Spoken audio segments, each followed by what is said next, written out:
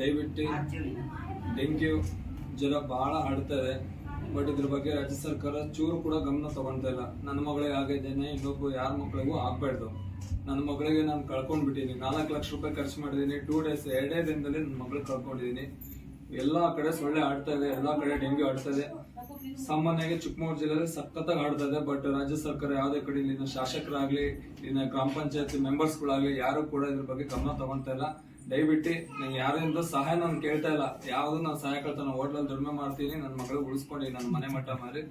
ದಯವಿಟ್ಟು ರಾಜ್ಯ ಸರ್ಕಾರಕ್ಕೆ ಒಂದೇ ಒಂದು ಮನವಿ ಮಾಡ್ತೀನಿ, ಇದ್ರ ಬಗ್ಗೆ ಎಕ್ಸ್ಟ್ರಾ ಕೇರ್ ತಗೊಳ್ಳೇಬೇಕು.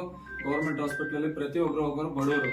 ದಯವಿಟ್ಟು ಗೌರ್ಮೆಂಟ್ ಹಾಸ್ಪಿಟಲ್ ಹೋಗೋರಿಗೆ ಚಿಕಿತ್ಸೆ ಸಿಗ್ಬೇಕು. ಪ್ರೈವೇಟಿಗೆ ಹೋಗೋರ ಹತ್ರ ದುಡ್ಡಿಲ್ಲ.